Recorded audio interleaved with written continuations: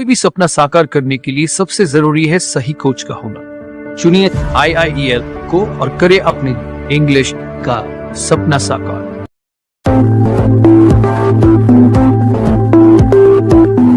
Assalamu alaikum wa rahmatullahi wa barakatuh. Dear students, now I'm going to start your next class. And whenever I think you have completed your all homeworks which I gave you yesterday, such as I gave you something from easy phrasal verbs, and I also taught you lesson number 2, means that unit number 2 from essential English grammar, and I taught you that how you can fill the exercise of unit number 2 also.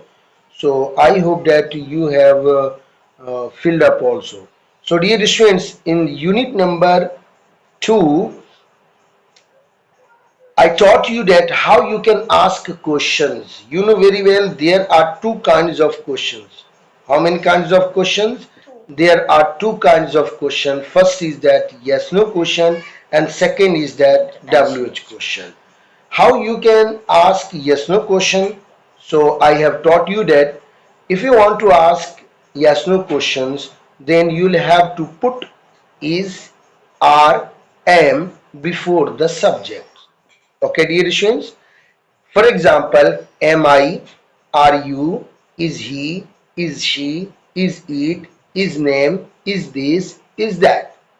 And you can also ask that are we, are you, are they, are names, are these, are those.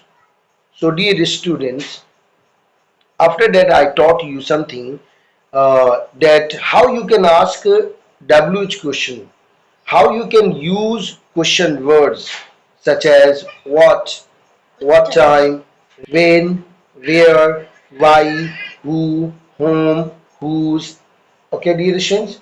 So if you are using these all questions, then you will have to use these all question words in the first, and after that helping verb, and after that, dear students, you can use I means that subject and like this. So for example, you can ask me that what are you doing, where are you going, where are you from, how's your father, how's your English going on, and who's your teacher. Okay, dear students. So lots of questions you can ask. So I hope so, dear students. Now I'm going to teach you your next lesson, that is about the present continuous tense. So dear students, you know also that what is present continuous tense, because I have taught you in my book Muntakhab Angrezi Grammar Part 1 and chapter number 20. There I taught you about present continuous tense. What is present continuous tense? Present continuous tense is a tense which tells us how we can talk about any actions which is going on at the time of speaking. Imagine that any action or any activity which you have started and you have not finished that activity, but you will finish that activity, is called present continuous tense. Dear students, पिछले 2 unit के अंदर हम लोगों ने is are M के बारे में पढ़ा। इज आर एम का positive form, negative form, is are am को शॉर्ट कैसे करेंगे, इज आर एम के साथ नेगेटिव वर्ड को कैसे शॉर्ट करेंगे, वो हमने सीखा यूनिट नंबर 1 में। और डियर स्टूडेंट्स, यूनिट नंबर 2 के अंदर भी ऐसा ही सीखा था। यूनिट नंबर 2 के अंदर स्पेशली फोकस किया गया था क्वेश्चन के बारे में कि आपको क्वेश्चन कैसे करेंगे। Okay, dear students. So now I'm going to teach you chapter number 3, and in this chapter and in this unit we will learn about present continuous tense. तो अभी मैंने आपको बताया कि present continuous tense होता क्या है। कोई भी काम, कोई भी एक्टिविटी, कोई भी चीज जो आपने माकबल में शुरू कर दिया है और अभी आपने उस काम को खत्म नहीं किया है, but at the time of speaking the activity is going on, is called present continuous tense. तकल्लुम के वक्त कोई कार्य चल रहा है तो ये प्रेजेंट कंटिन्यूअस टेंस होगा। तसव्वुर कीजिए, anyone is saying that I am eating, मैं खा रहा हूं। So what can you understand? आप इससे क्या समझ सकते हैं? Means that the person has started eating before saying this sentence. इस जुमला को कहने से पहले वो शख्स माकबल में काम को शुरू कर दिया है. And at the time of speaking the person is eating. तकल्लुम के वक्त वो शख्स खा रहा है. Their mouth is running. He is chewing. Chew means chabana. He is chewing something. So this is a condition of that I am eating. And he has not finished his eating, but he will finish his eating after some time in the future. Have you got? Yes or not? Have you got, dear students? बताइए. मैं अपनी पूरी गुफ्तगू English में इसलिए कह रहा हूं कि ये टाइम आ गया है इंग्लिश में ही समझने का, इंग्लिश में समझाने का, इंग्लिश में बात करने का, इंग्लिश में कुछ बोलने का. और जब आप मुझसे यूं समझेंगे तो लगेगा कि किसी अमेरिका, अफ्रीका, कनाडा, ऑस्ट्रेलिया के हम टीचर से पढ़ाई कर रहे हैं. ऐसा महसूस हो रहा है कि हम लंदन यूनिवर्सिटी से पढ़ाई कर रहे हैं, ऑक्सफोर्ड से पढ़ाई कर रहे हैं. ठीक है डियर स्टूडेंट्स. और जब आपको ऐसा लगने लगेगा तो आपको पढ़ने में और मजा आएगा. Try to understand something more example. If you are saying that it is raining outside, अगर आप ये कहते हैं कि बाहर बारिश हो रही है, so what this sentence means, इस जुमले का मतलब क्या होगा? किस कंडीशन में आप इस जुमले को बोल रहे हैं? Whenever I think, जहां तक मैं समझता हूं, the cloud is there in the sky. Okay, there is a cloud in the sky. कि आसमान में क्या है बताओ? क्लाउड है, यानी बादल है. And the sun is not shining. सूरज नहीं चमक रहा है, सूरज डूबा हुआ है. Okay, dear students. And it is raining from the sky. और आसमान से बारिशें हो रही है, बारिश की छींटे गिर रहे हैं, पानी नाजिल हो रहा है. So dear students, you can say that it is raining, कि बारिश हो रही है. Maybe you are going outside. अगर आप बाहर जा रहे हैं, you need an umbrella. तो आपको एक छाते की भी जरूरत है. Okay, dear students. Now I am going to tell you the third example, and that is, if you are talking about some people and they are running. They are running. So what kind of their condition should be? Whenever I think some people will I mean running fast, it is not, they are not walking, they are running. Walk is a different and run is a different. Running is a faster than walking. Walking is a simple walking. Dear students, getting the point? समझ रहे हैं ना आप? So this chapter I am going to clear in unit number 3 from the essential English grammar. So that's why I'm going to open essential English grammar unit number 3. If you have this book, you should open chapter number 3, unit number 3, and let's learn about present continuous tense. अब present continuous tense के बारे में 3 बार मेरे class में आपका तज़किरा आया.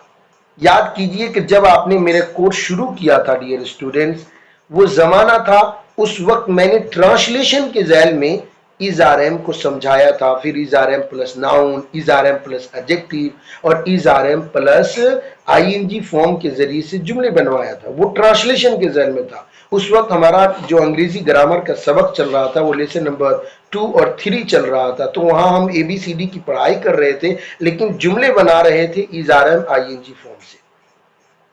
Second दौर आया मुंतखब अंग्रेजी ग्रामर का चैप्टर नंबर 20, और वहां पर हमने आपको अगेन इज़ारएम प्लस आईएनजी फॉर्म को समझाया, और वो किताब थी मुंतखब अंग्रेजी grammar part 1.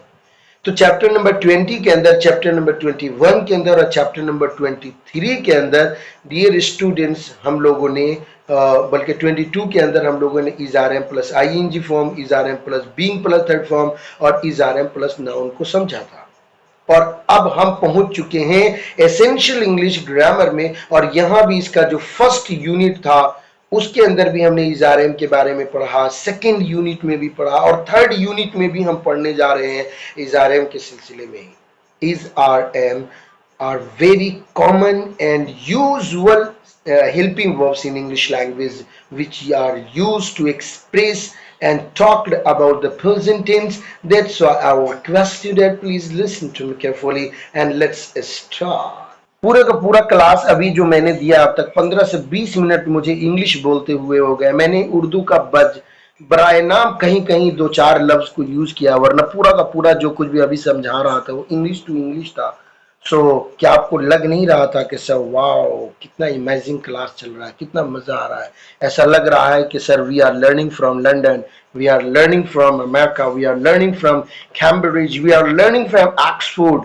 Are you getting or not? समझ रहे हैं या नहीं समझ रहे हैं dear? So are you getting my complete conversation? मेरी मुकम्मल गुफ्तगू आप सुन पा रहे हैं, समझ पा रहे हैं? And this is very useful, और यही बहुत ज्यादा अहम हो जाता है डियर, बहुत अहम हो जाता है कि आप सामने वाले को समझ सके। बोल सके ये अहम नहीं है, समझ सके ये भी बहुत अहम हो जाता है, क्योंकि सामने वाला बंदा अपने नॉलेज के हिसाब से बोलेगा, कैसी ताबीरात यूज कर रहा है, कैसा जुमला यूज कर रहा है, कैसे वर्ड्स मीनिंग यूज कर रहा है, कितने मुश्किल से मुश्किल तरीन जो है ना एक्सप्रेशंस और फ्रेजेस को यूज कर रहा है। यू डोंट नो, आपको मालूम नहीं है। आप बोलिएगा अपने नॉलेज के हिसाब से। आपको टूटी फूटी इंग्लिश है तो आप उसके हिसाब से आप बोलिएगा, और अगर आप किसी सामने वाले को जो कि बहुत ही एडवांस्ड आदमी है, वो बहुत ही एक्सपर्ट बंदा है, वो जो बोलेगा वो अपने हिसाब से बोलेगा। तो बहरहाल अगर आप खुर्शीद सर को समझ रहे हैं तो यकीन मानिए कि इट इज गेटिंग बेटर, ये बहुत बढ़िया हो रहा है। Your classes is going on better, और आपके क्लासेज भी बहुत अच्छे चल रहे हैं। So as you can see on the picture and as you can see and on the screen, जैसा कि आप इन तस्वीरों में और स्क्रीन पर देख पा रहे हैं, I am going to teach you unit number 3। मैं आपके सामने यूनिट नंबर 3 को पढ़ाने जा रहा हूं। So in this chapter we will learn about present continuous tense. I am doing. I have explained in English language what is present continuous tense, and all three examples which you are looking on the screen, which you are seeing on the screen, I have explained. I have explained about I am eating. I have also explained about it's raining, and I have also explained we are running. ये जो तीन picture आप अभी screen पर देख रहे हैं, जिसमें से एक में लिखा है आई एम ईटिंग, दूसरे में लिखा है इट्स रनिंग, और तीसरे में लिखा है वी आर रनिंग, इन तीनों को अभी मैंने आपके सामने इंग्लिश में एक्सप्लेनेशन किया है कि अगर कोई बंदा कहता है आई एम ईटिंग तो इसका मतलब क्या हुआ। मतलब ये हुआ कि माकबल में उसने खाना शुरू कर दिया है, और eight the time of speaking he is eating also, के तकल्लुम के वक्त भी वो खा रहा है। ये फिलहाल जो आप तस्वीर में इस लेडी को देख रहे हैं, ये एक लेडीज है, इसीलिए यहाँ पर शी इज ईटिंग बोलेंगे, ठीक है, और शी इजंट रीडिंग बोलेंगे। She is eating, she isn't reading. Why we are saying that she is eating, she isn't reading? अगर एक बंदा खाना खाते हुए कहता है कि मैं पढ़ रहा हूं, दरा हाले के वो खाना खा रहा है, होटल में बैठा हुआ है, उसके पापा ने फोन किया, where are you my dear son, कहाँ हो मेरे बेटे? कहने लगा आई एम इन द मदरसा and I am reading. Can you tell me that he is telling a lie और नॉट? ये बंदा झूठ बोल रहा है या नहीं बोल रहा है? जी बताइए। ही इज टेलिंग अ लाई, वो शख्स झूठ बोल रहा है, क्योंकि he is sitting in the cafe, hotel and restaurant, and he is saying to his father, और ये शख्स अपने वालिद से कह रहा है आई एम इन द मदरसा एंड आई एम रीडिंग, दरा हाले के he is in the hotel, he is in the restaurant and he is eating.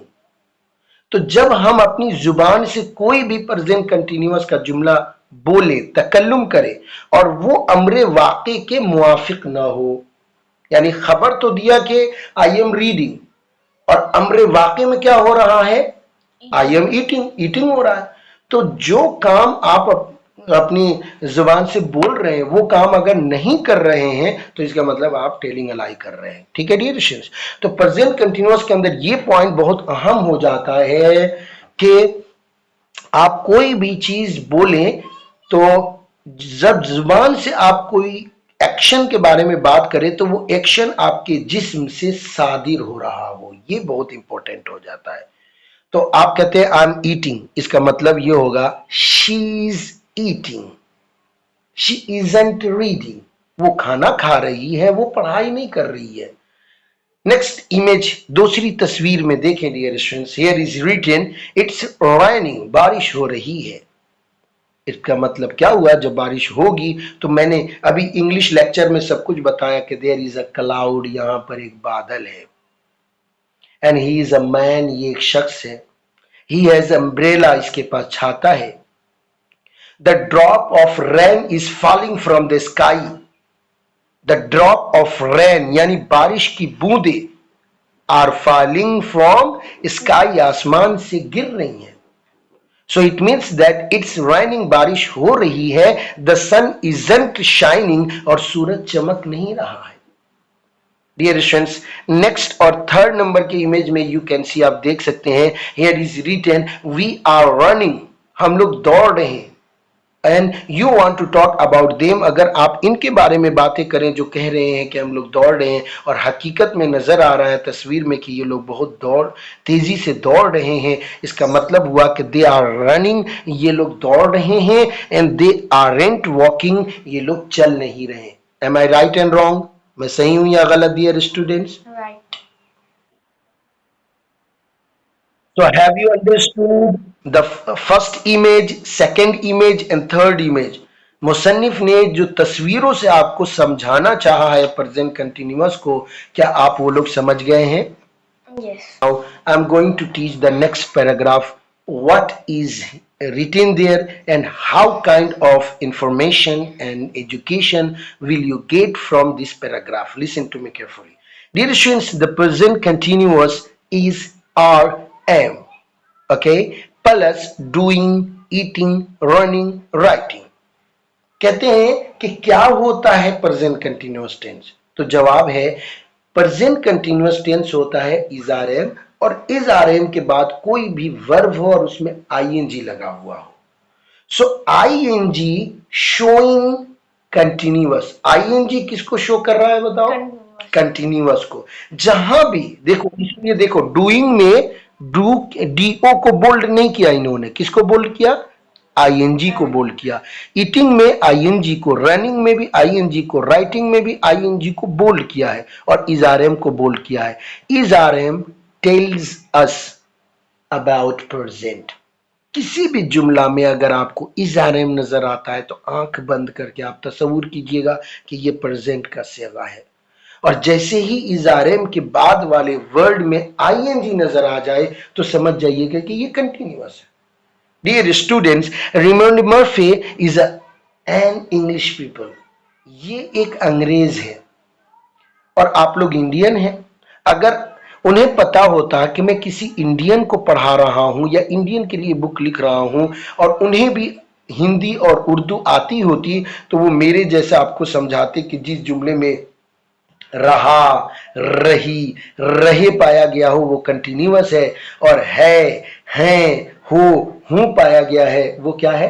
Present है। लेकिन डियर स्टूडेंट्स, ये जो रेमंड मर्फी हैं, he doesn't know Urdu, he doesn't know Hindi, that's why he is making you understand, ये आपको समझा रहे हैं कि is are am plus doing, eating, running, writing is a present continuous tense, कि अंग्रेजी में इसकी अलामत ये होगी कि किसी जुमले में इजआरएम हो उसके बाद आईएनजी हो, तो सूरत में समझ जाना कि प्रेजेंट कंटिन्यूअस है। इजआरएम प्रेजेंट को बताएगा और आईएनजी किसको बताएगा?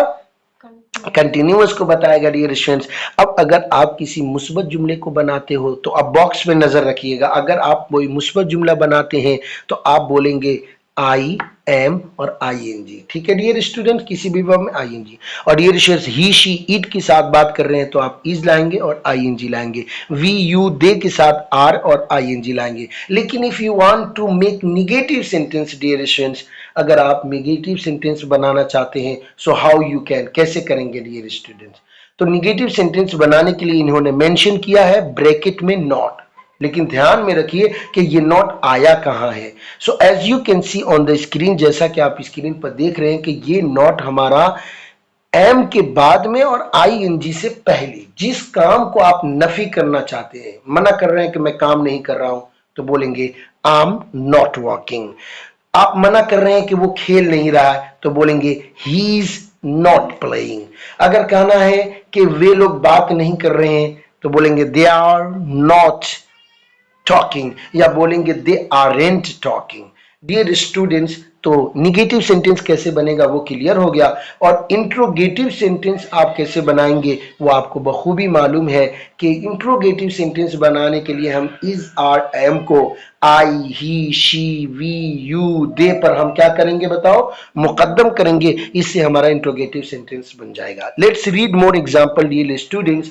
सो as you can see here कि I am, so dear students, if you are talking I am ing, I'm walking, I'm walking. What is the meaning of that? I'm walking. I'm walking का मतलब क्या हुआ, मैं काम कर रहा हूं। he, she, it के साथ is ing। कुछ मिसालें लीजिए। Chris is writing a letter। इस जुमले में इस प्रेजेंट को बता रहा है और राइटिंग में ing ये किसको बता रहा है, कंटिन्यूअस को बता रहा है। सो इस तरीके से Chris is writing a letter is a present continuous tense। she isn't eating, वो नहीं खा रही है। यहां पर is और not, ये is बता रहा है कंटिन्यूअस को, eating में ing बता रहा है, बताओ किसको, नहीं सॉरी, इज बता रहा है प्रेजेंट को, आईएनजी बता रहा है कंटिन्यूअस को, मतलब वो नहीं खा रही है, शी इज नॉट ईटिंग। तो आप शी इजंट ईटिंग भी बोल सकते हो, या दूसरा तरीका है जो ब्रैकेट में लिखा है शी इज नॉट ईटिंग भी बोल सकते हैं।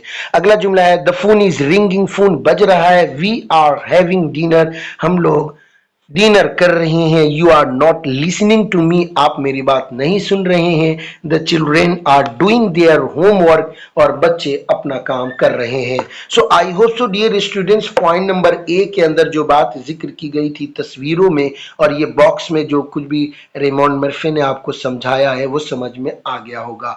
रेमंड मर्फी ने इसे लिखा, खुर्शीद सर ने इसे समझाया और आपने इसे समझा। ये तीनों काम हम लोग कर चुके हैं। Let's read point number B. चलिए पॉइंट नंबर बी को पढ़ते हैं। As you can see here is are am ing, something is happening now, ये इस बात को बताता है कि कोई कार्य, कोई चीज at the time of speaking, तकल्लुम के वक्त चल रहा है। समथिंग इज हैपनिंग नाउ, कुछ हो रहा है। मतलब नीचे जो बॉक्स बना हुआ है आप तीन चीजें देख रहे हैं, पास्ट, नाउ, फ्यूचर, तीन चीजें नजर आ रही है ना। मतलब पास्ट से काम शुरू हुआ और फ्यूचर में ये काम खत्म होगा, और जो मेन पॉइंट है वो क्या है, नाउ वाला है कि नाउ में एक्शन चल रहा है। अब नाउ में क्या क्या हो रहा है, I am walking, I am walking means that at the time of speaking I am walking. I am walking का मतलब होगा कि मैं काम कर रहा हूं, मतलब तकल्लुम के वक्त मैं काम कर रहा हूं। अगर आप कहते हैं she is wearing a hat, she is wearing a hat, यहां पर मतलब होगा कि eight the time of speaking she is wearing a hat, कि तकल्लुम के वक्त वो लड़की क्या कर रही है, हैट पहन रही है।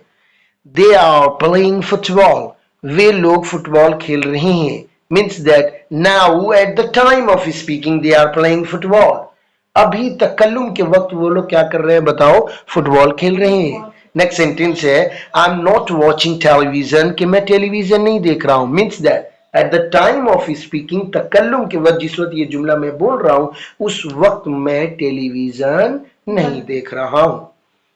सो have you got this point, क्या आपने ये पॉइंट समझ लिया, यस या नो।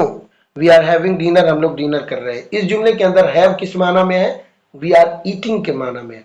तो ये बात ध्यान में रखिए कि दो तरह की इंग्लिश होती है, एक है ब्रिटिश इंग्लिश और एक होती है अमेरिकन इंग्लिश।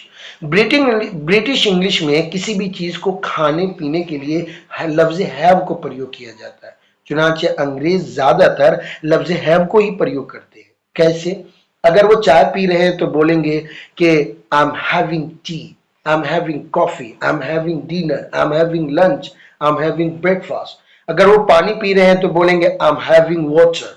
ठीक है, तो यहां पर हैव के बाद कोई भी खाने वाली चीज का नाम रखा जाए एज अ ऑब्जेक्ट तो ये हैव अब ईट के माना में हो जाएगा, और यही ज्यादा यूजुअल है। और अगर है लफ्ज हैव के बाद कोई भी पीने वाली अशिया आ जाए जैसे वाटर, जूस, कोल्ड ड्रिंक या ड्रिंक, तो डियर स्टूडेंट्स इस सूरत में ये ड्रिंक के माना में होगा, पीने के माना में होगा। यही हाल अमेरिकन में चले जाइए, अमेरिकन लोग इसकी जगह पर लफ्ज टेक को प्रयोग करते हैं। अगर वो किसी खाने वाली अशिया का नाम रखेंगे तो फिर उस सूरत में वो टेकिंग का लफ्ज यूज करेंगे, और अगर वो किसी पीने वाली अशिया का नाम रखेंगे तो take plus something is that is liquid, जो चीज लिक्विड होती है उसको जिक्र करेंगे एज ऑब्जेक्ट, तो वो ड्रिंक के माना में लेंगे। जैसे I am taking tea, I am taking coffee, I am taking water please. So dear students, I hope so that कि आप हैव प्लस समथिंग का मतलब भी समझ गए होंगे। समझ में आया कि नहीं आया बताइए। And now let's read. कहते हैं कि प्लीज बी क्वाइट, जरा खामोश रहिए, आई एम वॉकिंग, मैं काम कर रहा हूं। Please be quite is a positive imperative sentence, ये फेले अम्र का सेगा है। और दूसरा आई एम वॉकिंग, ये प्रेजेंट कंटिन्यूअस फेले हाल इस्तिमरारी का क्लास है। ये देखो, ये एक ऐसी मिसाल है जिसके सामने डॉट लिखा हुआ है। मैंने पीछे भी आप लोगों से रिक्वेस्ट किया था कि जमाने तालिब इल्मी में मैं सारे डॉट्स वाले जुमलों को हिफ्ज कर जाता था। आई डोंट नो डेट कि यू आर रिमेंबरिंग और नॉट, मुझे ये नहीं मालूम कि आप ये डॉट वाले जुमले को हिफ्ज कर रहे हैं या नहीं कर रहे हैं। नहीं कर रहे हैं तो गलत कर रहे हैं, कर रहे हैं तो सही बात है। अगला जुमला देखिएगा, लुक एट सीयू, सीयू की तरफ देखो। अभी हम फ्रेजल वर्ब अभी पढ़ाएंगे जहां पर लफ्ज लुक का ही बताएंगे। देखिए लफ्ज लुक का सिला क्या आता है, एट आता है। जिस चीज की तरफ आप किसी को दिखाना चाहते हैं उस शय से पहले, उस शख्स से पहले, उस चीज से पहले आप लफ्ज एट का प्रयोग करेंगे, और ये एट एक तरीके से सिला होगा, पार्टिक्स होगा, और ये एक तरीके से पार्टिक्स को सिला कहते हैं। अभी हम जब इडियम वो फ्रेजल वर्ब नामी किताब पढ़ेंगे तो उसमें समझ में आ जाएगा। ओके डियर स्टूडेंट्स, क्लियर हो गया। और अगला है she is wearing her new hat, वो अपना नया हैट पहन रही है। देखो सीयू को कि वो अपना नया हैट पहन रही है। The weather is nice at the moment, फिलहाल मौसम बहुत अच्छा है। इट्स नॉट रेनिंग, बारिश नहीं हो रही है। वेयर आर द चिल्ड्रेन, बच्चे कहाँ हैं। They are playing in the park, वो लोग पार्क में खेल रहे हैं। ऑन द फोन, फोन पर जब आप किसी से बात करते हैं तो कैसे कहते हैं, we are having dinner now, हम लोग फिलहाल डिनर कर रहे हैं। Can you phone again later, क्या थोड़ा आप बाद में फोन कर सकते हैं। You can turn off the television, आप टेलीविजन बंद कर सकते हैं। I am not watching it, मैं उसे नहीं देख रहा हूं। So dear students, in this examples, in all these examples you have learned how the present continuous tense is used. इन तमाम मिसालों से ये बात वाज़ेह हो गई है कि प्रेजेंट कंटिन्यूअस टेंस का कैसे यूज होता है। Dear students, now I am going to tell you spelling. And spelling के लिए आप किताब के बिल्कुल अखीर में, अगर आपके पास किताब है तो बिल्कुल अखीर में खोलिए, और वहां पर जहां की एक्सरसाइज दिया हुआ है उससे थोड़ा पहले देखिएगा अपेंडिक्स दिए हुए हैं। तो वहां appendix 1, appendix 2, appendix 3, appendix 4, appendix 5 होगा। ये हवाला दे रहे हैं कि अगर स्पेलिंग के बारे में ज्यादा जानकारी चाहिए तो आप अपेंडिक्स 5 का मुताला करिए। चलिए एक दिन हम उसे भी मुताला करेंगे। बुनियादी तौर पर यहां की बात समझ लीजिए। प्रेजेंट कंटिन्यूअस टेंस के अंदर हमें वर्ब में आईएनजी फॉर्म लगाना पड़ता है। क्या लगाना पड़ता है? एंड लेट्स अंडरस्टैंड कि किस तरह हम आईएनजी लगाएंगे, कहां लगाएंगे। वर्ब के शुरू में आईएनजी लगाएंगे या वर्ब के आखिर में आईएनजी लगाएंगे। तो ये बात आपको पता है कि you will have to add ING in the last of the verb. आपको आईएनजी कहां लगाना है? जुमले के लास्ट में लगाना है। अब ये जो वर्ब होगा, अगर किसी वर्ब के माध्य में ई मौजूद हो, पहले से ई हो, जैसे कम में देखो, राइट में देखो, डांस में देखो, सब जगह ई मौजूद है ना बेटा। तो जहां पर ई मौजूद हो, अगर आप आईएनजी फॉर्म बनाना चाहते हैं तो आप ई को गिरा देंगे और तब जाकर आईएनजी लगाएंगे। ई को बाकी रखते हुए आईएनजी नहीं लगाएंगे। क्लियर हो गया डियर स्टूडेंट? तो अब अगर कम से आईएनजी फॉर्म बनाएंगे तो कम के ई को गिराएंगे, कम से कमिंग, राइट के ई को गिराकर राइट से राइटिंग, डांस से डांसिंग करेंगे। एक कायदा तो ये हो गया कि जब हम आईएनजी वाला फॉर्म बनाएंगे तो देखेंगे कि जो रियल वर्ब है, जो मेन वर्ब है, फर्स्ट फॉर्म है क्या, फर्स्ट फॉर्म में और बेस फॉर्म में ई मौजूद है या नहीं। अगर ई मौजूद है तो उसे गिरा कर आईएनजी लगाएंगे, और अगर ई मौजूद नहीं है तो डायरेक्ट लगा दीजिए। अब एक दूसरा कायदा है रन में, देखिए रनिंग, सिट से सिटिंग, स्विम से स्विमिंग है। एक बात गौर कर रहे होंगे कि जो रन फर्स्ट फॉर्म है, जो बेस फॉर्म है, उसमें तो एक एन है। कितना एन है बताइए? एक एन। लेकिन उससे जो आईएनजी बना उसमें डबल एन हो गया। सीट में एक एन है, लेकिन सीट से जो आईएनजी फॉर्म बना उसमें कितना हो गया? डबल टी हो गया। स्विम में एक एम है और स्विम से जो आईएनजी फॉर्म बना वो क्या हो गया? डबल हो गया। मीम को डबल कर दिया। ऐसा क्यों? इसका एक कायदा सुनिए। अगर किसी लफ्ज के अखीर में, किसी भी हर्फ के अखीर में, हरफ अखीर कोई कॉन्सोनेंट लेटर हो, जैसे सन में बताइए, सॉरी रन में बताइए, हरफ अखीर क्या है? एन है, और एन इज अ कॉन्सोनेंट। अच्छा, सीट में देखिए तो टी क्या है? कॉन्सोनेंट है। इसी तरह स्विम में देखिए M, M is a consonant है। So if you want to make the ING form, then you will have to repeat the last of the verb. जो लास्ट ऑफ द वर्ब है, यानी verb का जो अखीर वाला जो कॉन्सोनेंट है, ING form बनाते हो तो हम उसे मुकर्रर कर देंगे। क्या कर देंगे डियर स्टूडेंट? अब तकरार के बाद रन से रनिंग में डबल एन हो गया, सीट से सीटिंग में डबल टी हो गया। अच्छा, इसके लिए दो जरूरी चीजें, एक तो लास्ट में क्या हो? कॉन्सोनेंट हो, और उससे पहले वोवेल्स हो। बताइए, रन में वोवेल्स क्या है? यू है, ओके। और सीट में वोवेल्स क्या है? आई है। और डियर स्टूडेंट्स, स्विम में भी आई, वोवेल्स लेटर क्या है बताइए? आई है।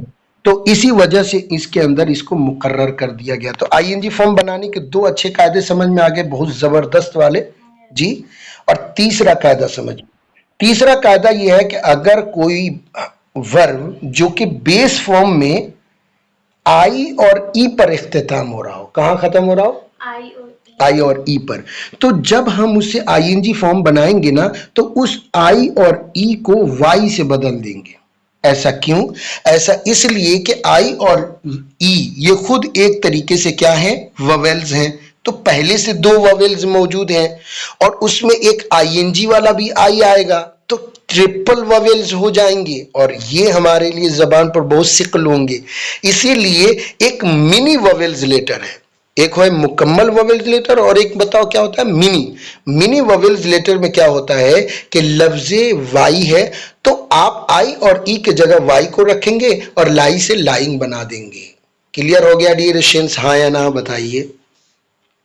सो dear students, happy learning and enjoying empowering education के साथ, यानी बड़ी खुशियों के साथ मुझसे लर्न करते रहिए। एम्पावरिंग योर एजुकेशन, अपनी एजुकेशन को एम्पावर करते रहिए। And join my everyday's class, और मेरा रोजाना का क्लास अटेंड करिए।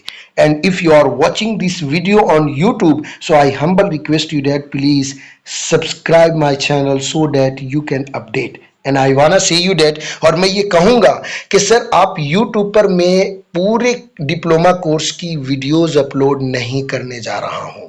सो इसके लिए मेरा एक एप्लीकेशन है, IIEL मोबाइल एप्लीकेशन। अभी फौरी तौर पर आप प्ले स्टोर पर जाएं और वहां से IIL मोबाइल एप्लीकेशन डाउनलोड करें और आइए हमारे डिप्लोमा इन इंग्लिश लैंग्वेज के कोर्स को बाय करिए, जहां पर स्पीकिंग कोर्स पहले कराया जाएगा 3 महीने का, फिर आपको अंग्रेजी डिप्लोमा कोर्स कराया जाएगा और ये कोर्स मुकम्मल 1 साल का होगा। और इस कोर्स के बदौलत इंशाअल्लाह, अल्लाह ने चाहा तो आप घर बैठे बेहतरीन अंग्रेजी लिखना, पढ़ना, बोलना सीख पाएंगे और एक मुकम्मल टीचर बनेंगे। सो डियर स्टूडेंट्स, आज के इस वीडियो लेक्चर में इतना ही। हमारी मुलाकात फिर किसी नए वीडियो लेक्चर में होगी। तब तक के लिए खुदा हाफिज, अस्सलाम वालेकुम, बाय बाय।